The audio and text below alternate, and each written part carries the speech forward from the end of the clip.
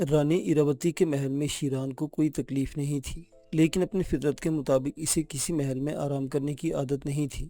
محل میں اس کی خدمت کے لیے جو باندیاں تعینات تھیں وہ دنیا کی حسین ترین لڑکیاں تھیں، لیکن شیران نے انہیں آنکھ اٹھا کر بھی نہیں دیکھا تھا۔ وہ بے چینی سے ایراوتی کا انتظار کر رہا تھا۔ بھوپت سنگھ بھی اس سے ملاقات کرتا رہتا تھا۔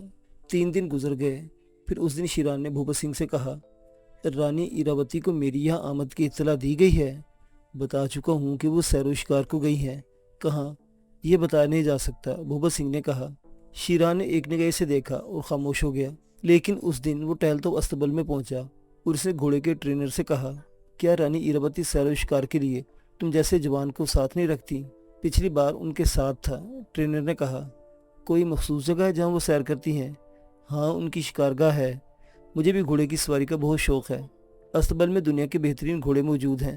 کوئی ایسا گھوڑا جو تمہارے خیال میں بہت سرکش ہو؟ کالا تیر، اس کے بارے میں مشہور ہے کہ اس پر سواری ناممکن ہے۔ میں اس پر سواری کر سکتا ہوں۔ ناممکن ہے جناب، اسے لے کر کسی کھلے علاقے میں چلو، دیکھتے ہیں۔ شیران نے کچھ اس طرح ٹرینر کو آمادہ کیا کہ وہ تیار ہو گیا۔ ٹرینر نے سیاہ گھوڑا ساتھ لے لیا تھا۔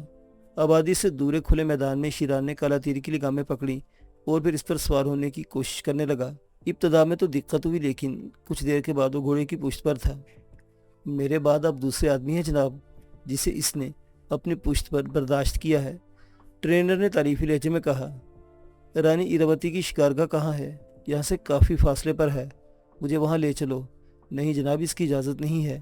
جس کام کے لیے میں کہتا ہوں اس سے کسی اور کی اجازت نہیں ہوتی، شیران نے پرغرور لہجے میں کہا۔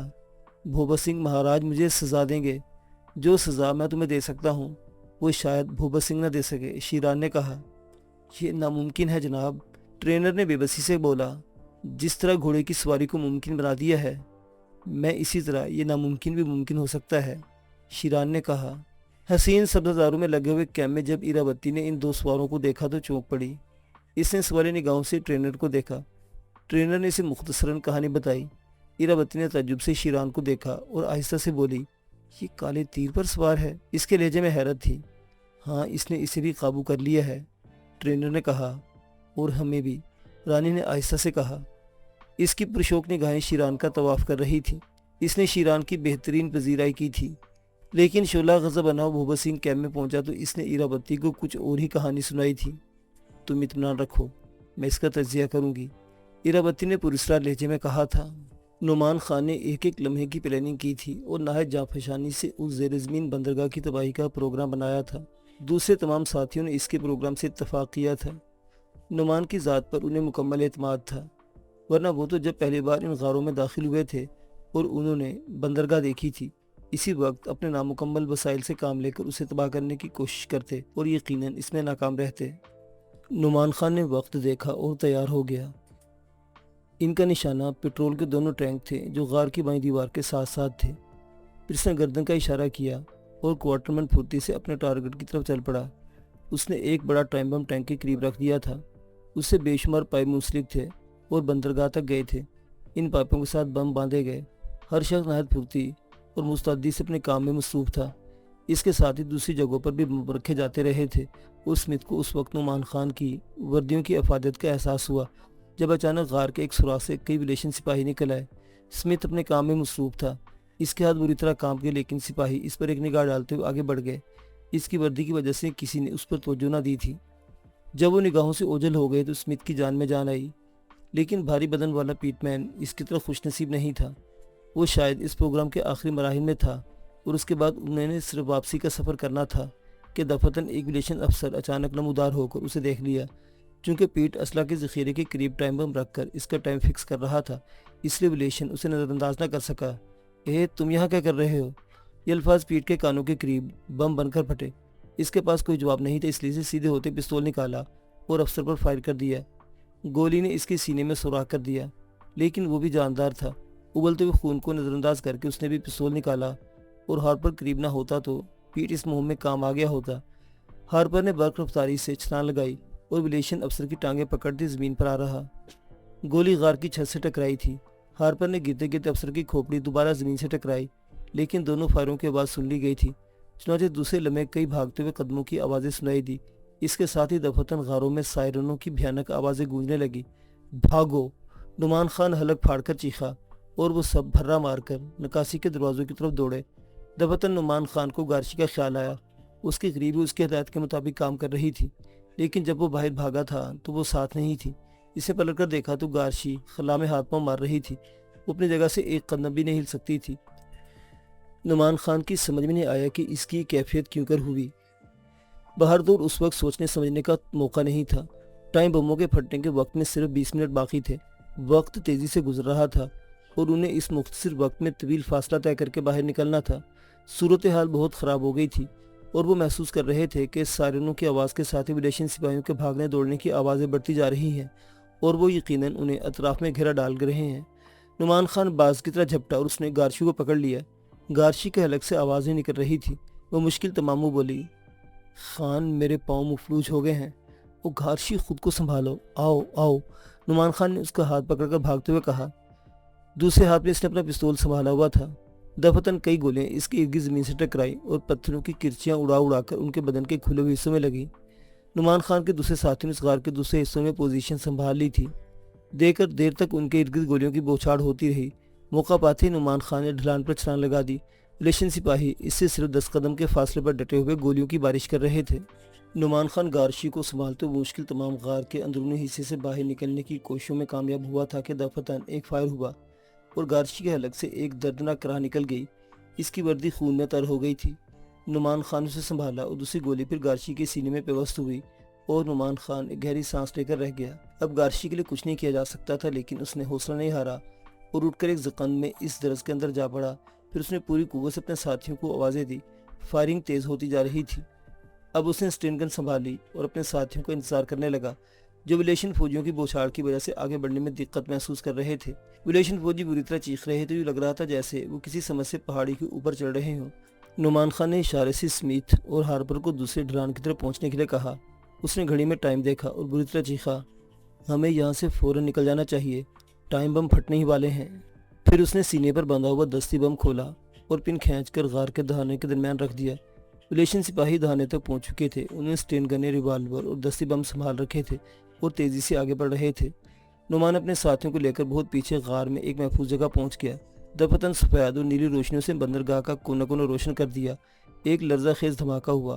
چاروں طرف دھواں اور دھواں پھیل چکا تھا۔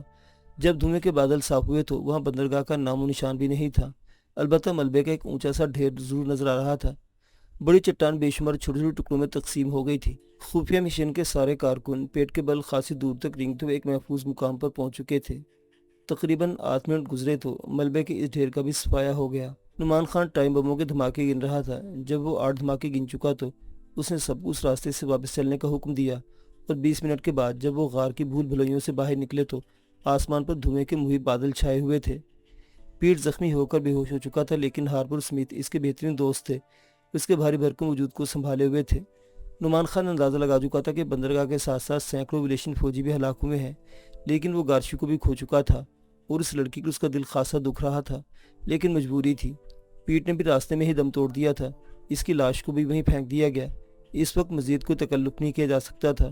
کافی دیر کے بعد وہ خستہ حالت میں کیبن تک پہنچے۔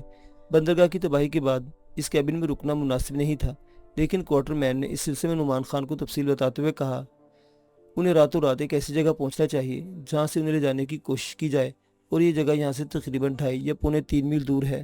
نعمان خان نے اپنے ساتھیوں کی طرف دیکھا۔ سبھی اس سفر کے لیے تیار تھے، چنانچہ وہ خود بھی چل پڑا۔ تھوڑے بہت زخم ان میں سے ہر ایک کے بدن پر تھے، لیکن ان حالات میں ان چھوٹے موٹے زخموں کی پرواہ نہیں کی جا سکتی تھی۔ وہ اس جگہ پہنچ گئے جس کا انتخاب پہلے سے کر لیا گیا تھا۔ یہ ایک وسیع اور سپاٹ میدان تھا جسے چھوٹے جہازوں کے لیے رن وے کے طور پر استعمال کیا جا سکتا تھا۔ نعمان خان کو حیرت تھی کہ کوارٹر مین نے اسے اس کے بارے میں پہلے کیوں نہیں بتایا۔ بہرحال جب وہ میدان کے سرے میں پہنچے تو بائیں سمت سے دو چھوٹی چھوٹی روشنیاں نظر آئیں، یوں لگا جیسے یہ کسی درندے کی آنکھیں ہوں، لیکن جب وہ جل کر بجھی تو نعمان خان کو احساس ہوا کہ یہ آنکھوں کی روشنیاں نہیں بلکہ مخصوص قسم کی لائٹ ہے۔ جواب میں کوارٹر مین نے بھی اپنی جیب سے ایک چھوٹی سی ٹارچ نکالی اور اسے مخصوص انداز میں جنبش دینے لگا۔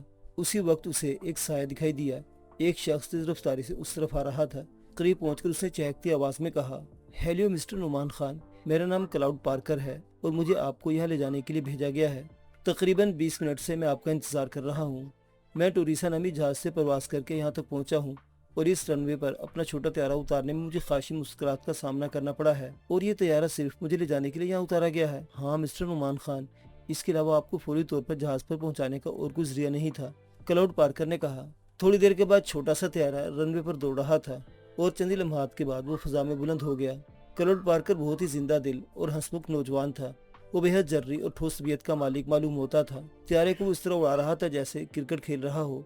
इसके अंदाज में जरा भी खौफ व दहशत के आसार नहीं थे, बल्कि तैयारे के फजा में बुलंद होने के तकरीबन 2 मिनट के बाद ही त्यारा शिकन तोपों ने गोले उगलना शुरू कर दिए थे।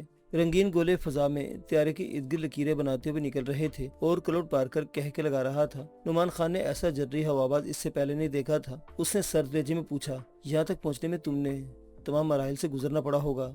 हाँ, ये तो दिन रात का खेल है। इन रोशनियों के दरमियान ही तो हसीन सफर होता है। देखो, हमारे चारों तरफ चरागां हो रहा है। क्लाउड पार्कर ने फिर कहकर लगाया। नुमान खान पलके झपकाए बगैर स्क्रीन पर निगाहें जमाए हुए था। गोलों के फटने के शोले इसके त्यारे के गिर लपक रहे थे। बड़ा भयानक और डरावना मंजर था। तोप का गोला जो ही त्यारे से जरा फासले पर आता, चंद लम्हात के लिए फजा रोशन हो जाती और फिर वही अथाह तारीकी और गहरा सन्नाटा छा जाता। त्यारा आग के तूफान में से गुजर रहा था। नुमान खान को तो यूं महसूस हो रहा था जैसे वो आग के शोलों के बेकरां समंदर में घिर गया है। यह कहा क्लाउड पार्कर ने फैसला किया कि त्यारे को नीचे ले जाए। स्क्रीन पर नुक्तों की तादाद तेजी से बढ़ रही थी, जिसका मतलब था कि इस अकेले तैयारे पर सैकड़ों मलेशियन तोपों ने अपने अपने दहाने खोल दिए हैं। थोड़ी देर के बाद फटते हुए गोलों के टुकड़े त्यारे से टकराने लगे। यक लख त्यारा फड़फड़ाया और एक झटके के साथ दाएं तरफ मुड़ गया। क्लाउड पार्कर के मुंह से गंदी सी गाली निकली। क्या हुआ? नुमान खान ने सरसराते लहजे में कहा। कुछ नहीं, त्यारे की दुम उड़ गई है, क्लाउड पार्कर ने कहा। लेकिन बहर तो क्लाउड पार्कर जैसा जाला हवाबाज इसके साथ था। त्यारे का कंट्रोल उसके हाथ में था, चुनांचे वो बड़ी एहतियात से त्यारे की दुम उड़ने के बावजूद उसे उड़ा रहा था। फिर वो बंदरगाह की हदूद में दाखिल हो गया। यह एंटी क्राफ्ट गनों की तादाद कुछ और बढ़ गई थी। क्लाउड पार्कर ने बदस्तूर चहके हुए लहजे में कहा, मिस्टर खान, बराबर की सीट पर पैराशूट रखा हुआ है, उसे बांध लें, फुर्ती से काम लें। आप यकीनन उसे अपने बदन पर बांध सकेंगे। नुमान खान ने इस बात में सर हिलाया और पैराशूट बांधने लगा। चंद लम्हात के बाद जब त्यारा बुरी तरह झटके खाने लगा, क्लाउड पार्कर ने नुमान खान को होशियार किया और दूसरे लम्हे इनके पैराशूट उन्होंने फजा में उछाल दिया। पैराशूट थोड़ी देर तक खला में गिरने के बाद खुल गए और त्यारा बर्क रफ्तारी से बंदरगाह की जानिब जा रहा था।